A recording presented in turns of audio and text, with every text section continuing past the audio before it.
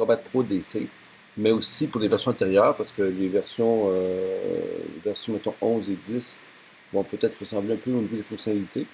Alors, on va apprendre ce qu'est accessibilité au minimum pour un document PDF.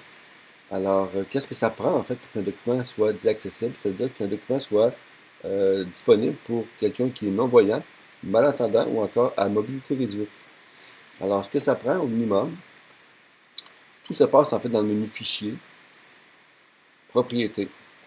Bien entendu, un document PDF interactif ou un document multimédia est comme un site web qui comporte des images. Il faut que les images comportent un texte alternatif qui va être lu par le système pour les non-voyants, comme le système JAWS ou encore un truc minimum fourni par Apple. Alors, pour que la personne entende la description de la photo. Mais par contre, en dehors de ça, qui est un peu plus complexe, la simplicité, si un document n'a pas d'image en tant que tel, comment le rendre accessible? Alors, c'est très simple. Nous commençons par la description, où nous inscrivons un titre. Le titre est très important, nous verrons par rapport à la section vue initiale tout à l'heure. L'auteur, sujet, mots-clés. Alors, les mots-clés qui correspondent à votre entreprise ou les mots-clés que vous avez trouvés sur AdWords pour votre campagne, qui vont aussi servir pour votre site web, en tout cas pour l'ensemble de vos documents, si vous avez pris mes cours de réseaux sociaux 101 et de SEO. Alors aussi, vous avez des métadonnées supplémentaires qui vont indiquer peut-être ici, ce qui n'est pas là par défaut, soumis à copyright, tout droit réservé 2016 et le site web lié au document. Ensuite, vous avez dans Avancé. Je passe directement ici parce que ça, c'est le plus important. Pour que le système soit capable de lire, il faut savoir quelle langue il utilise, quel document, en fait, comment votre document a été construit et dans quelle langue. Alors, dans ce cas-ci, c'est français.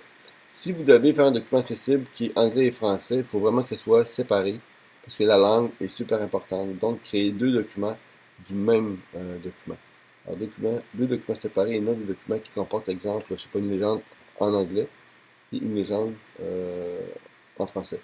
Alors, vraiment faire deux documents séparés. Suite à ça, ici, à vue initiale, on va choisir onglet de navigation, panneau, signer et page. Ça va rajouter à gauche une section signer. Parce que quand on crée des documents, soit Word ou encore même InDesign, en exportant, en fait, en créant une table de matière, la table de matière va exporter en fait des signets liés à chaque élément de la table de matière. Donc les signets, c'est un moyen de naviguer supplémentaire.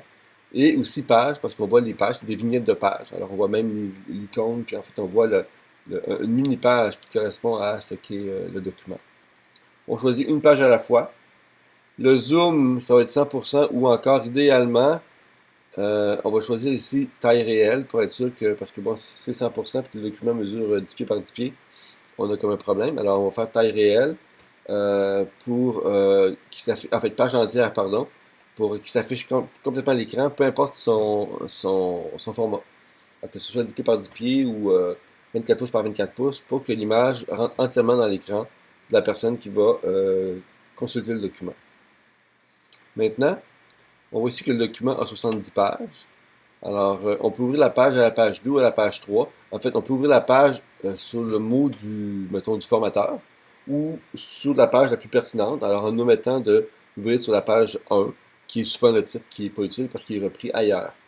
Alors, dans ce cas-ci, je laisse à la page 1 parce que, bon, c'est un diaporama et c'est important de situer les gens. Mais l'ouverture de page se fait à celle que vous désirez. Ensuite, on choisit centrer à l'écran.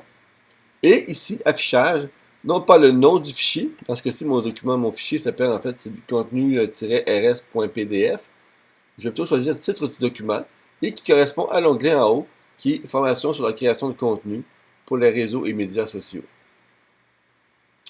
Alors voilà, c'est ce que ça prend. Bon, certains me diront, oui, mais la sécurité, pour un document accessible, en théorie, faut protéger un minimum. On ne protège pas pour l'ouverture, mais on peut protéger pour certains éléments, parce que oui, dans la section protection, vous avez par mot de passe un élément absolument important à cocher si vous demandez de restreindre les modifications du document. La section activer l'accès au texte pour les lecteurs d'écran destinés aux malvoyants doit être coché. Il est par défaut quand vous désirez avoir un mot de passe qui va permettre ou non l'impression ou la modification du document. Et si vous faites ça, toujours sélectionner, chiffrer l'ensemble du contenu du document, excepté les métadonnées, donc compatible avec les versions Acrobat 6 et version intérieure, afin que le document, s'il se trouve sur un site web, que les métadonnées qu'on a appliquées tout à l'heure, dont la propriété de la section description, va permettre de trouver le document. Alors voilà, c'est un peu comme ça qu'on crée un document accessible en PDF de base, issu d'un logiciel comme Word ou encore InDesign.